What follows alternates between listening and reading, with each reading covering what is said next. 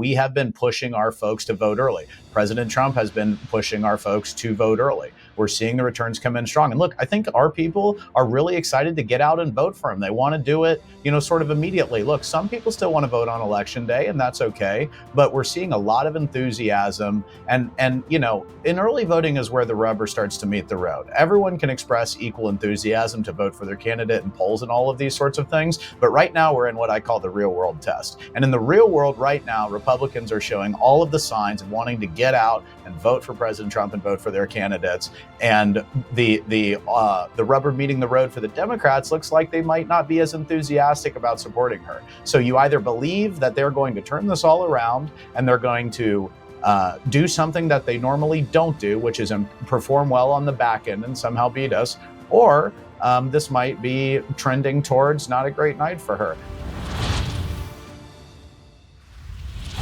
All right, guys, good Tuesday to you. Man, there is a spring in the step of Trump supporters, isn't there? Yeah, we're excited they're not. That doesn't mean we're going to win guaranteed, but I'd rather be us than them. You can tell when you hear them now, it's a lot of excuses, a lot of here's what we're doing, here's the threat. Kamala Harris is going to be in the ellipse tonight. Same place where Donald Trump was on January 6th. But of course, they're saying it's not about January 6th. It's just a rally. Well, if this is the message you're closing with, you're in trouble. You don't think people know about January 6th? You don't think people know who Donald Trump is? If this is all you got a problem. This is where they are right now, 7 days out. A rally on the ellipse in Washington. Okay, well, we'll see. Trump political director James Blair is here. Man, are we going to go through it. Every battleground state and more. Tomorrow is the road to 270. So I want to get James's take on every one of these battleground states, plus the tier 2 states, plus Nebraska. We're running through the gamut, folks. So sit back, get yourself a beverage, because we are going to have one heck of a show. All right, I got a confession to make. I'm just going to be honest with you. Yesterday was nuts. I was up getting ready for the show, prepping, reading a bunch of stuff. I get into bed, I lay down, and I'm starting to toss and turn. And I went, oh my gosh, I did not take my Beam Dream powder. I had a horrible night's sleep. Tossed and turned. I didn't fall asleep. When I finally did, I woke back up. 2:17, I think it said on the clock. Until 4 a.m., I looked at the clock. Then I kind of fell back asleep a little. Horrible night's sleep. The difference between a night with Beam, Stream Powder, and not is literally night and day. I'm going to be exhausted today. I know it. And I learned my lesson, and I'll do it. I forgot, and I laid there, and I said, maybe I should get up and take it. I didn't. I probably should have. But I was like, oh, I'm already in bed. I'm ready to go. I'm just telling you, when you take Beam's Dream Powder, you fall asleep and you stay asleep. I've had trouble falling asleep and staying asleep my whole life.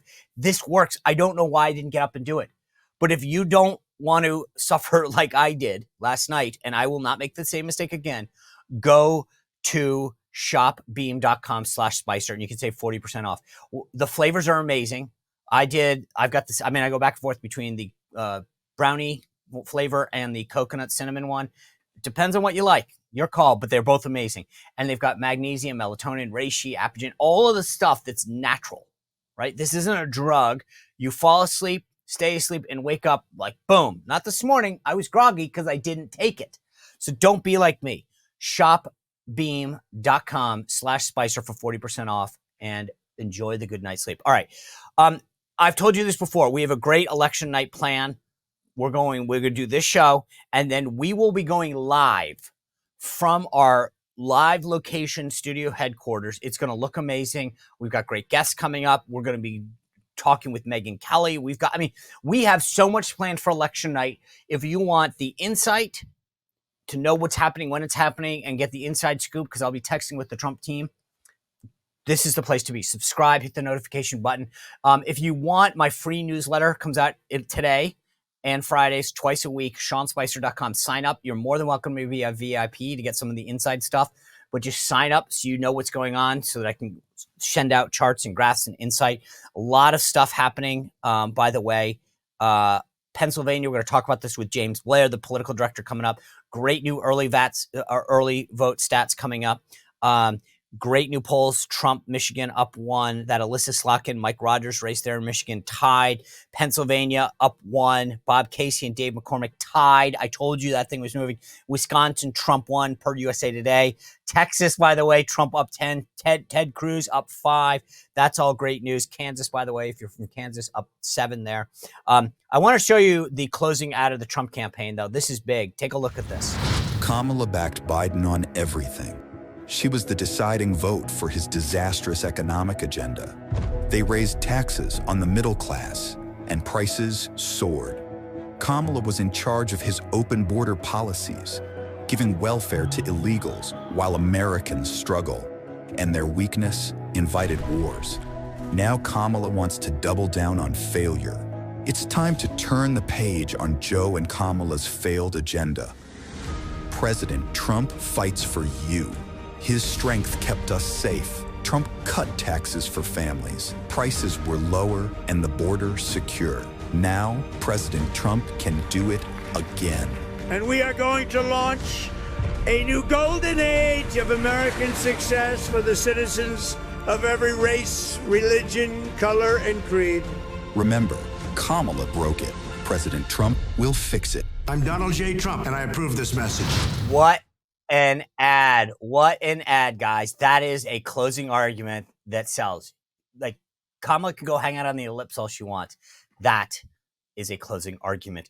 We're going to talk about what's closing these polls in Trump's favor with James Blair, his political director, coming up. But before I do that, if you think you know who's going to win, you can finally do something about it. You can actually now legally go vote. There is a new site called Kalshi, Kalshi. By the way, some of you tried this the other day and said the link was broken. We've checked it all out. It's been fixed because 2 engineers created it, and clearly they fixed it. It's the first legal exchange where you can trade or bet. So if you want to know about the House of Representatives, the Senate, Kamala or Trump, I mean, this is the place to go. They went to court and won legal approval to do this, so it's totally legit. They have markets on everything, so you could actually have a ton of fun and wager some money and try to do this. So if you think that Trump's going to win, and it's about a 50-50 in the trading market, you literally will double your money. I mean, dude, what a great way to go on that, huh? So put your money where your mouth is. I'm going to go do it. I don't think I'm prohibited. I don't think just because they sponsor, but I you know what I think, so I'm going to put my money where my mouth is. So go to Kalshi, KALSHI.com/Spicer. First 500 people who deposit $100 get $20. So this is awesome. It's really cool because you can now actually make some money off this election if you think you know who's going to win. So go to Kalshi, KALSHI.com/Spicer. $20 for the first 500 people that deposit $100. All right, with that, the political director of the Trump campaign, James Blair. James, welcome back to the show. Thanks for being with us. Thanks for having me, Sean. Appreciate it. All right, we got a lot to get into. I've gotten a ton of questions from folks. Everybody feeling, I guess the word is cautiously optimistic. So let's just start with the high level stuff. Then we'll get into early voting in the states. Where do things stand top level wise? The state of the race, how do you guys feel? High level, cautiously optimistic is certainly the word of the day. I think everyone, myself included, is a little superstitious and also doesn't want to put the cart before the horse because we've got plenty of work to be done over the next week. But top level, the polling looks great, as we've discussed all year, better than it ever has. I think last week the RCP average in every single battleground state and maybe even nationally flipped to President Trump. Of course, never has that been the case before. So that's a great sign. Obviously, now people are voting. I mean, we see the early voting numbers everywhere, which I know we'll go into in more detail, but all those signs are good for us relative to 4 years ago or even 2 years ago. So plenty of work to be done, run like we're 10 points down, but I would certainly rather be us than them at this juncture. And to be frank, I think they'd rather be us than them too. I agree. You can hear it in the voices of their operatives. Let's get into this early vote. I was out in Arizona. I did met with your state director out there, did a rally with the phone bankers on Friday night. I attended President Trump's rally. It's amazing for those people who don't live in a battleground state. I live in Virginia. We'll get to Virginia in a minute, but it really is a different world when you're in one of these 7 states. Arizona, electric. There were signs everywhere. People fired up. Trump's hats, you name it. It didn't matter. I mean, everybody had a position, but the Trump side in Arizona, I've long maintained these 11 electoral votes. I got asked, I did this rally with the phone bankers there in Phoenix, And someone saying, why do they keep saying Arizona is so important? And I said, it's not just the 11 electoral votes. I said, Arizona should naturally come home to Trump. And so if he doesn't win there, it would be hard, but I feel really good about it because they agreed.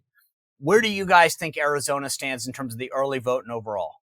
I mean, Arizona looks very strong right now. First, let's talk about the baseline. We've talked on this show before about voter registration. We pretty much have the final numbers now. As predicted, we more than doubled our registration advantage compared to 4 years ago. It moved from about 130,000 4 years ago to more than 280,000 now. And then obviously we're starting to see some of that turn up in the early vote with newly registered voters, low and mid propensity voters coming out in strong numbers. And we're actually leading the early vote right now on a partisan basis, which was not the case 4 years ago or 2 years ago. So that's a great sign. And I think Arizona is very enthusiastic. Obviously, there's a very competitive Senate race there as well that I think we stand a very good chance of picking up there with Kari Lake. All signs point to a good evening for us in Arizona right now. But again, we can't take our foot off the gas. And I'll say to my friends in Arizona, turn in your ballot right now. Don't wait. Go vote. Get it in. There's going to be long lines in Arizona on Election Day. We know that. There's a 2-page ballot. There's been a lot written about there in Maricopa County, and it could take a while to vote. So get it done now. Outside of Arizona, people that I know on the right are very bullish on Georgia. I have been a little skeptical of Georgia because of people moving in, because of post-COVID migration down there, some of the other rules changes, some of the turnout in Fulton County. What do you think about where we are in Georgia? I'm very bullish on Georgia. Georgia looks really, really good. Again, in the early vote, we have really overperformed relative to 4 years ago or 2 years ago. Historically, the Democrats, the couple weekends before the election in the South, they have a big mobilization effort, as you know, which they call Souls to the Polls, which really focuses on turning out base Democrats, particularly in Black communities. Those have come and gone. They did not significantly eat into our share. In fact, they didn't perform all that well. Those are historically Democrat strengths. And as we move towards Election Day is historically not a strength of the Democrats. It's our strength. So we're really running a little bit ahead, I think, right now in Georgia, which is a huge shift, like I said, from 4 years ago or 2 years ago. The Black share of the vote is down, which of course disproportionately favors us in that, such a high percentage of Black voters relative to the electorate as a whole are going to support Kamala Harris. But they're cross-pressured with that too, because not only is that share down, but President Trump is going to have a historic share of the Black vote in all the states, and particularly Georgia. So they've got a lot of things working against them in Georgia. We've got a lot going in our favor. And again, the early voting just looks really, really strong there. So I'm very optimistic. I talk a lot about the role that third parties played in both 2016 and 2020. It was the libertarians who kind of were the spoilers for President Trump in Georgia in 2020. Are you concerned at all about the role of third parties in Georgia? I think President Trump is in a perfectly strong position to win, despite there being third-party candidates. Look, obviously, internally, we look all the time at the two-way ballot and the multi-way ballot, depending on the configuration in each state. And the fact that he has performed just as strongly in the multi-way ballot consistently and for a long time gives me plenty of optimism. That's something that, a lot of the public polls don't look at the multi-way ballot, but I can tell you it looks very, very good for us. So I'm not too concerned about that, but of course we're happy to have anybody's vote that might be thinking about voting for somebody else. Right. North Carolina concerns me because of the support that President Trump had in those western counties that were affected by the hurricane. Where do you guys think you are now? Are those concerns alleviated? Are they still alive in North Carolina vis-a-vis early vote and day of voting? The Western North Carolina, broadly speaking, looks relatively good, sort of comparing its early vote performance compared to the rest of the state and using that as a gauge of sort of ultimate turnout and accessibility. For the most part, it looks good. I will say in Buncombe County, which incorporates Asheville, the Democrat board there, I don't think has provided a proper amount of voting access to the rural Buncombe County voters, which of course disproportionately favor President Trump. So they should open more early voting locations away from downtown Asheville. We've been pressuring them to do so because all these voters, and they've had so much taken from them already. I mean, they just went through this life-altering event, and now to not give them voting access is a real concern. That said, I think our voters are still going to show up. They are showing up. It's not that they're not turning out in Buncombe County or just a couple of counties we're watching. It's just that, turnout is down there slightly, and not just for us, for them too. So, broadly speaking, I think we're in good shape. We're still sort of county by county fighting it out where we want to bolster the numbers a little bit, or in that case, something that we did not like the decision that they rendered. But broadly speaking, I'm pretty confident with where we are in North Carolina. And again, looking at the statewide numbers, we're beating them in the early vote. That's not happened before. That's amazing to me, right? I mean, I think Democrats are trying to use the excuses. When I was at the RNC, we always would talk about cannibalizing election day voters, getting the people who those 404 voters, high propensity voters, to vote early, which is what Democrats had done. And so a vote is a vote when you get it early. And now they're using the talking points that we used for 2 cycles. Yeah, I mean, I'm glad you brought that up. Look, first of all, they look at the underlying numbers, as do we. And the fact is we're turning out more low and mid propensity voters and newly registered voters than they are. So to the degree anybody's cannibalizing anything, it's a worse problem for them than it is for us. It's not a problem for us. We're banking votes early, and that's a good thing. It gives us more time and resources to focus on just those that are left.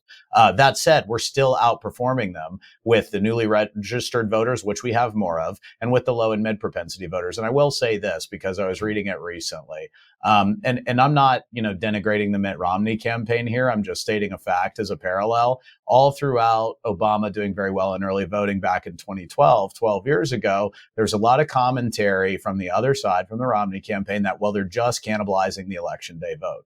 And obviously we know how that election turned out. So I would submit that a lot of the talking points I hear coming from the Harris campaign right now is the spin you start to try to do when you don't have real good news, and it usually portends a bad election night for you. But again, I'm not taking anything for granted. Right. There's still time, so we got to run through the finish line. No, I may have used one or two of those talking points in 2012, and that's why I get such a kick out of this, that they're using what we were using as excuses in 2012 to say, well, they're just cannibalizing this when in fact they were getting their folks out. Let's move back out west for a second. Nevada's always been one that everybody has cautioned me on. I think you and I spoke about this last time, where they're like, Sean, it's Lucy in the football. But James, the numbers in Nevada are unbelievable. I mean, you guys are putting up unreal number, both registration, but now early vote, both in Washoe, which is where Reno is, in Clark County, a massive amount of the vote, Clark County, where Las Vegas is. Is this by design? Like, I'm looking at these numbers and everybody from the far left to the far right is going, what did you guys do in Nevada to get this kind of turnout?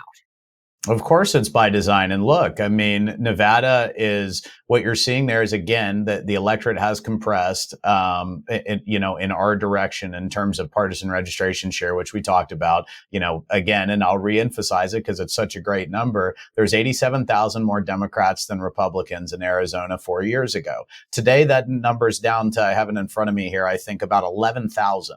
I mean, that is just a huge cut against them. We're almost keeping pace with them in Clark County specifically on raw returns. It's possible that we will overtake them. And then obviously we're running up the score in the rurals. You mentioned Washoe. We're doing well there as well. Look, we have been pushing our folks to vote early. President Trump has been pushing our folks to vote early. We're seeing the returns come in strong. And look, I think our people are really excited to get out and vote for him. They want to do it, sort of immediately. Look, some people still want to vote on election day, and that's okay. But we're seeing a lot of enthusiasm, and in early voting is where the rubber starts to meet the road. Everyone can express equal enthusiasm to vote for their candidate in polls and all of these sorts of things. But right now we're in what I call the real world test. And in the real world right now, Republicans are showing all of the signs of wanting to get out and vote for President Trump and vote for their candidates. And the rubber meeting the road for the Democrats looks like they might not be as enthusiastic about supporting her. So you either believe that they're going to turn this all around and they're going to do something that they normally don't do, which is perform well on the back end and somehow beat us, or this might be trending towards not a great night for her. Obviously, I know what I think, but I also know how I have to run and work, and my job is to run and work like we're getting our clocks cleaned. The good news is we're not, and everything else that we put into it will just help ensure our victory on Election Day. All right, I hate to interrupt this conversation, but I have a great guy that I want to tell you about. And if you've been listening to the show since we've been on, one of the guys that's been with us from the beginning is Leo Grillo. He is the founder of Delta Rescue. You know what I think about this. I have 3 dogs that I have rescued. I'm an animal lover. Leo started same way. He rescued one dog, a Doberman. He named it Delta. And then he was like, I can do a lot more. So cool. He found his calling, his mission. And when you go to deltarescue.org and you look at the videos, you'll see what I'm talking about. Because I'm a visual guy, so someone can tell me a story. But when I see it, I'm like, now I get it. Go to deltarescue.org and you'll be like, now I get what Sean's talking about. It's just so cool to watch how Delta Rescue has evolved and this idea manifested itself. Dogs, cats, horses. I mean, he does everything. If you're abandoned, abused, neglected, malnutritioned as an animal, Leo Grillo is like, we'll take you in as a no-kill sanctuary for life. This isn't a shelter, a way station trying to get these things adopted. He takes care of it. And it's so cool. But he needs our help because it's not like Leo's looking for a government handout. He does this because he cares. Go to deltarescue.org. Please consider a contribution. What I would really love you to do is download the estate planning kit. It's up there as one of those tabs. Just print it out for me. Print it out, read it, think about it, pray on it, because it would be awesome to make Leo's mission an enduring one for decades to come. So please go to deltarescue.org, download that estate planning kit, pray on it, think about it. All right, back to the conversation. I'm telling you, if Arizona, it's a shame they're in the West, because I'd love to see those guys come in early just as a boost of confidence. Let's move out to the blue wall. Let's start with Wisconsin. That thing seems like it's really tightened up. I know polling is tight there. Everybody always says it's difficult because of the lack of data on the voter rolls, at least for the public polls. Where do you guys think Wisconsin is now? I saw Brett Favre come out for President Trump. That's got to be huge. He's iconic in Wisconsin. Where do you guys feel that state is now? Well, my guys in Wisconsin tell me they're pretty sure we've got it locked down. So I trust my team out there, and I'll tell you, they've actually worked the last 2 elections out there. Actually, the 2016 election, the Ron Johnson campaign, and the 2020 Trump campaign. They know Wisconsin. So when they're telling me that's how good they feel on the ground, I feel good. But looking at the numbers, okay, as you said, it's a tough state to poll. All of those caveats apply. It's a very high turnout state, not lots of low-hanging fruit. These people vote. But the fact is, President Trump is polling tremendously better just on the average. Throw all the polls in there and just average them out. Forget skewing and unskewing. Forget all that out. Throw all the polls in there on Wisconsin and average them out. And President Trump is performing tremendously well there and looks poised to win. Secondarily, again, we've seen the same dynamic in Wisconsin as elsewhere. When early in-person voting started, these red counties where we know our voters are starting to run up the score and really eat into the share. Also, as we know, mail ballots are way down in Wisconsin, as we've talked about before. So there's not an easy mechanism for them to turn around and get their voters out for hundreds of thousands that 4 years ago just threw a vote in the mail. So, and I will tell you this. Look at the Senate candidate, okay? Tammy Baldwin is running an ad against Eric Hovde, embracing President Trump after she leaked to the New York Times that she's down, or that she's barely leading, I think, and we're up 2 points in the state. So judge by what the Democrats are doing and saying. They think it's close. They're concerned. We think it's close. We feel good. And I think that points in a good direction.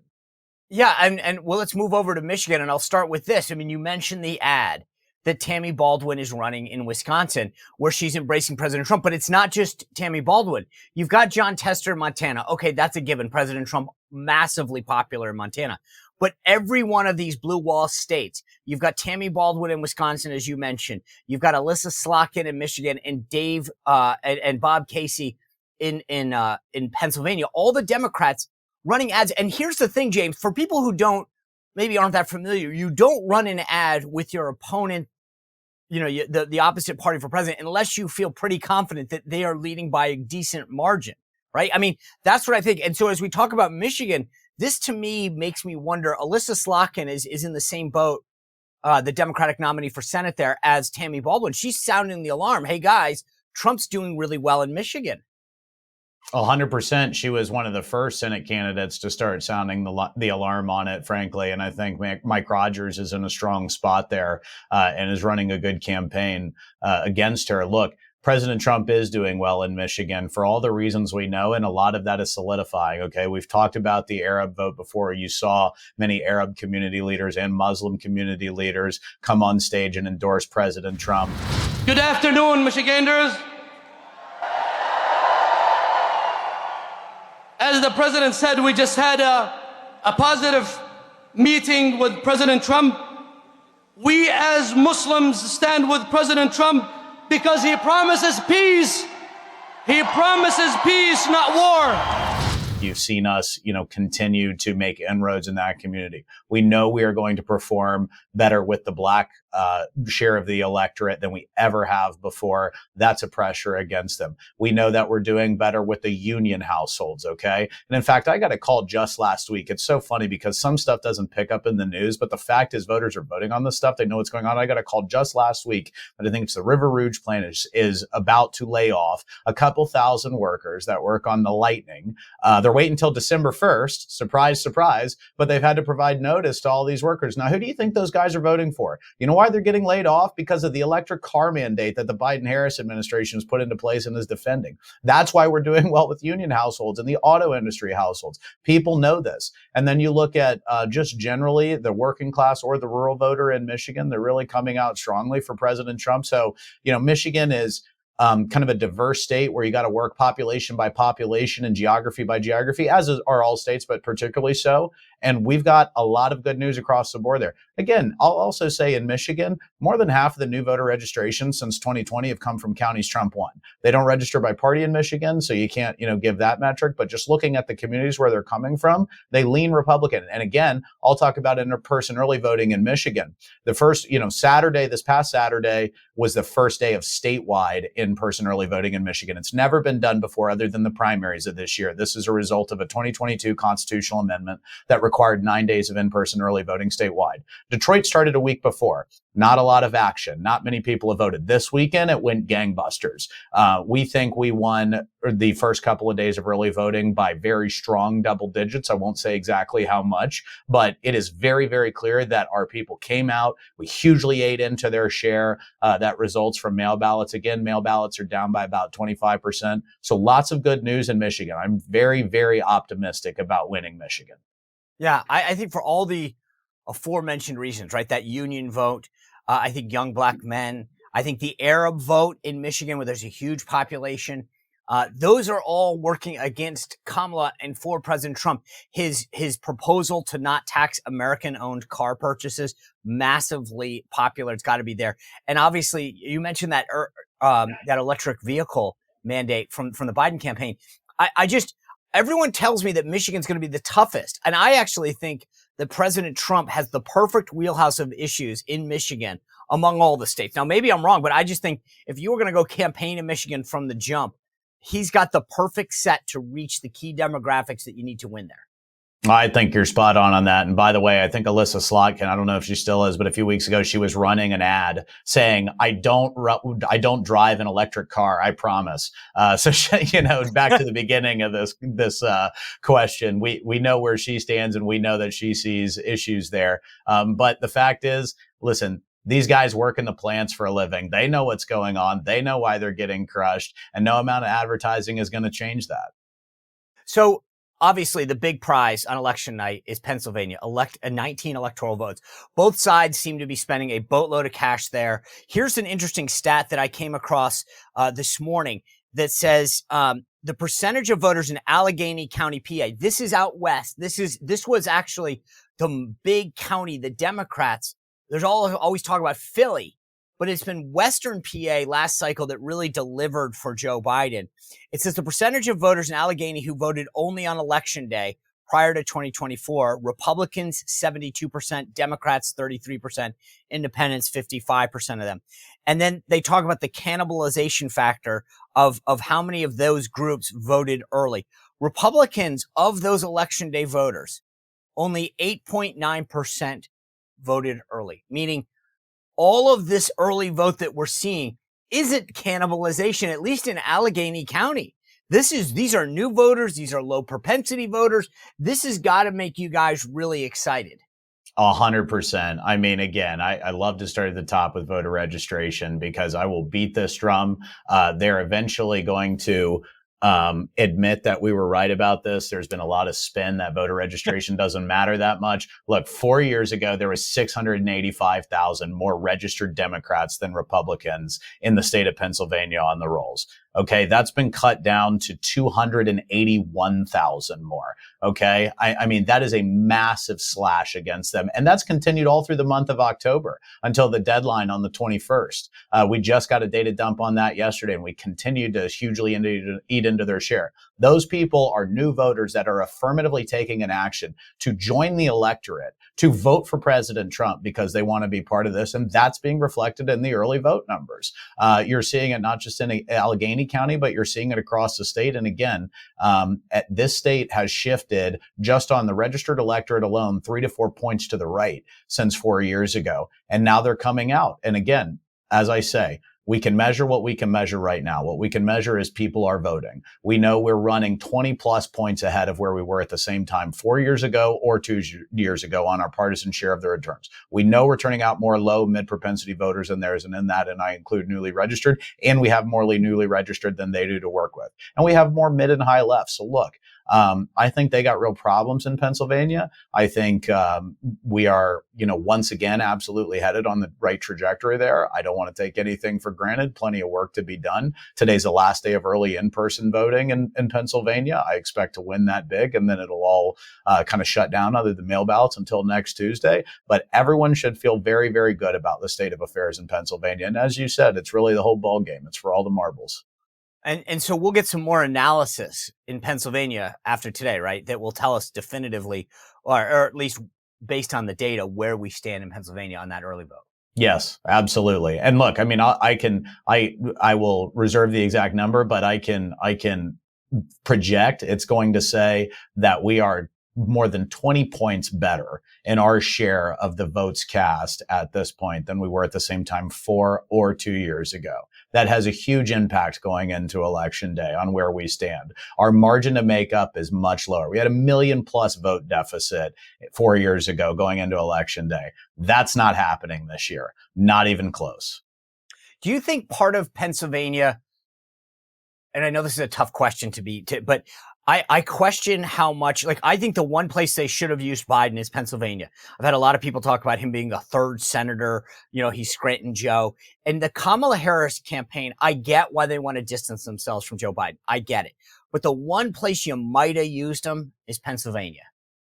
Yeah, well, there will be plenty of time to dissect which mistakes were made by what campaign. I'm happy for them to campaign with Joe Biden anywhere, but I'll tell you this, something that, and there's been some coverage on this, but there's a lot of belief that Joe Biden, despite not necessarily being fully agreed with, had a bit of a cultural connection to the strong Catholic community, particularly in the north part of the state in rural Pennsylvania, a historically Catholic area that really is worth a lot of votes. And they think he overperformed there relative to Hillary Clinton 4 years ago. Well, what we've seen is that swing back in the other direction. And Kamala Harris hasn't done herself any favors. I mean, in fact, she's had some very anti-Catholic bigotry on her record, dressing down a federal judge, giving him a religious test when she was a U.S. senator, essentially attacking him for being a member of the Knights of Columbus. We obviously see the disrespect that she showed the Al Smith dinner, sending in a somewhat, offensive video, to be honest with you, that completely fell flat.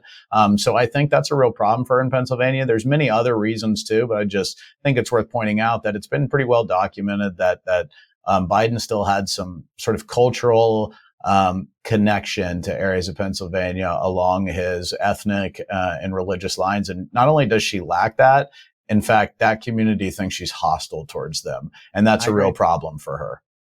All right. If you and I are right, I do the Road to 270 every Wednesday. Tomorrow is going to be the last episode that we'll do this for obvious reasons. I have us right now, based last week, at 312. I have all 7 battleground states. There's now talk about running up the score in what a lot of people would call tier 2 states. I see these polls. Let's just start off with New Hampshire up there. Give me a New England state that I can feel good about.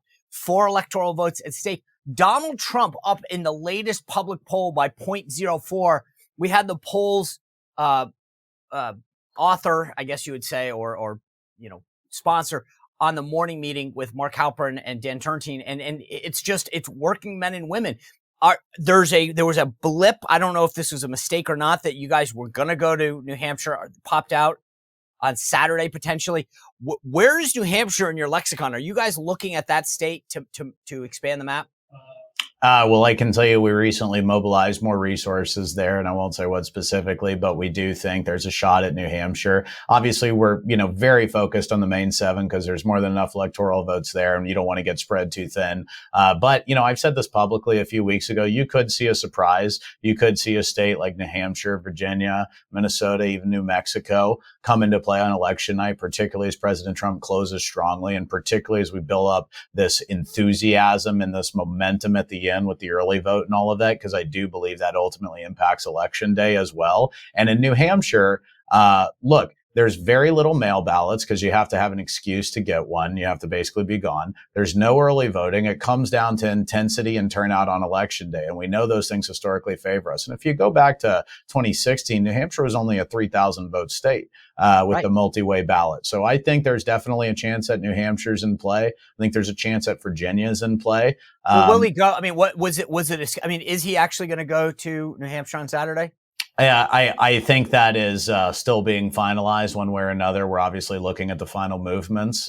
So, I want to reserve that. I'm not sure if it was actually confirmed and then was moved around a little bit. But it's possible. And that just tells you, listen, just the fact that we're even discussing going to New Hampshire or Virginia or New Mexico tells you what you need to know. Right. Well, my point is that at the end, the wave is either with you or against you. And if you're Kamala Harris, you guys are talking about expanding the map. She's defending the key states, and that says a lot. But one place we know that, at least I assume publicly, you guys have put this out, is he's going to Albuquerque on Thursday. Yep. So that this late in the game, going to Albuquerque, New Mexico, where does that fit on the tier 2 level? Is that number 1, number 2? All the tier 2s kind of, for various reasons, any one of them could come across the finish line. But look, in Albuquerque, we've seen very strong numbers with Hispanic voters across the country. That's also true in New Mexico. There's some sort of, upstream sort of top line growth as a result of that. Obviously, we're going to be out there anyway, so it's easy to get to. Okay. And it is very much a state that, listen, it's a little bit of a reach, but it's possible. And that tells you sort of where we are when you look at nationally into state by state, all the way down. So, I would love to pick up another, but I'll take any combination that gets us to 270.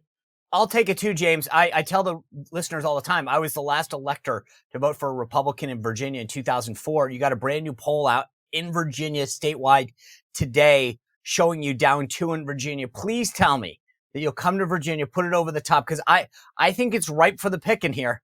I think we're taking a very strong look at that. I remember you told me that before. I would love for us not to let you down. But look, I'll tell you this, and kudos to all of our Virginia Republicans, including our team that's on the ground, but everybody's team out there. We've seen sustained overperformance in early voting amongst Republicans in Virginia too. And they've been open the longest, going back to September, and we've seen it just continue. So in many ways, Virginia might have been the canary in the coal mine for the trends we're seeing.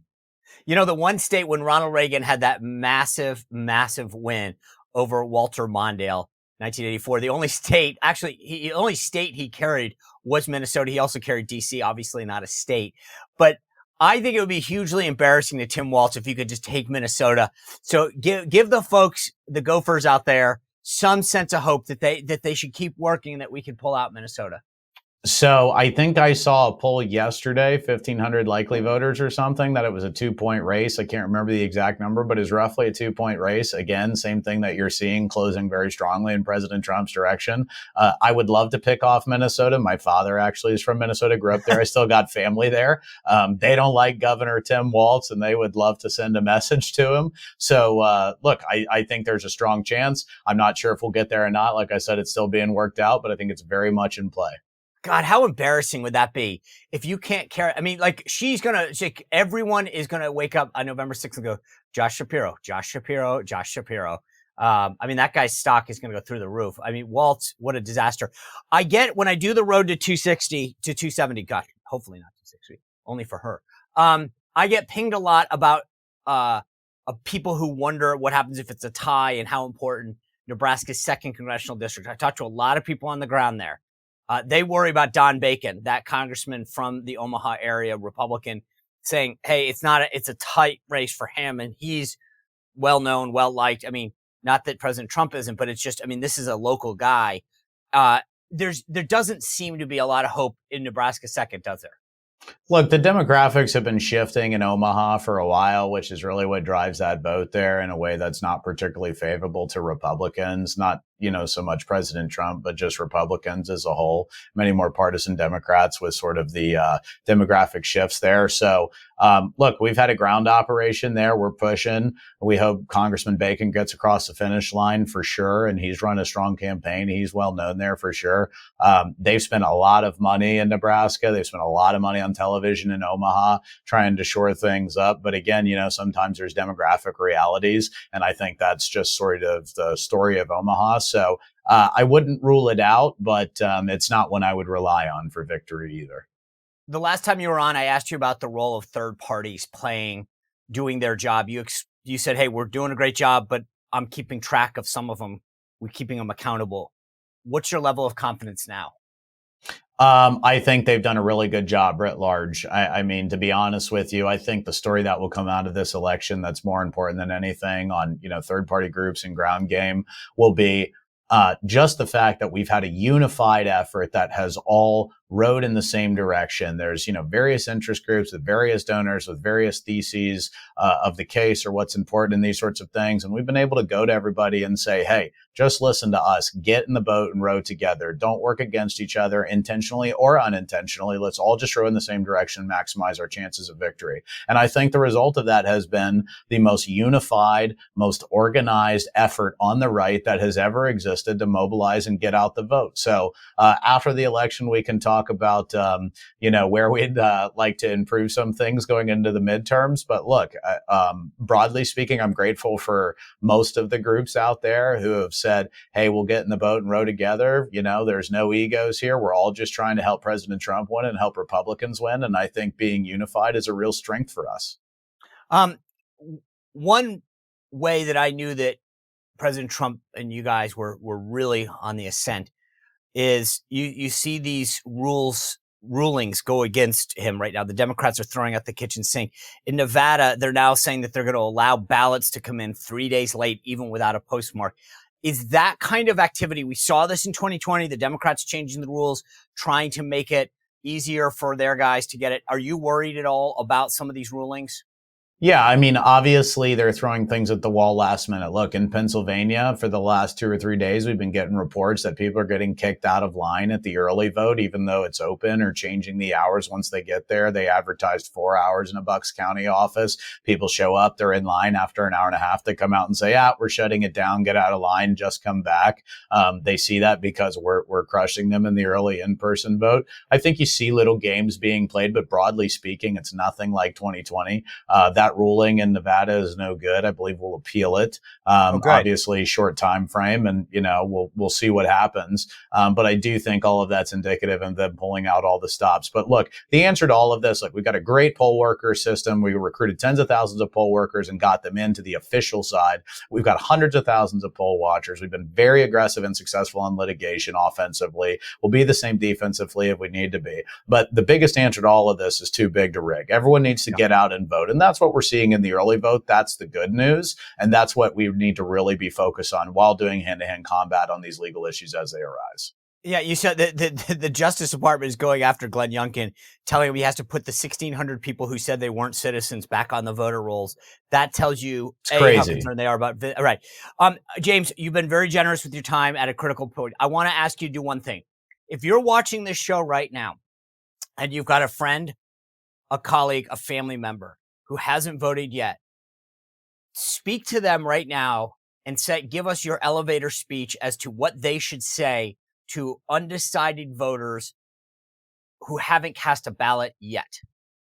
Well, here's the main question. Are you better off or are you worse off than you were 4 years ago? If you are better off, you are an infinitesimal minority in this country who is probably very, very wealthy. The vast majority of the country is worse off. They know it and they tell us every day. So are you better off or you're worse off? And two, what are you voting for? Are you going to vote for the person with the plan to fix it? It's very clear that President Trump has offered real solutions for how he's going to fix the economy, drive down prices, decrease inflation, how he's going to secure the border, how he's going to protect our communities, drive down the violent crime that's been spiraling out of control, and ultimately regain our prominence in the world as the peacemaker and lead with peace through strength. President Trump is offering real solutions.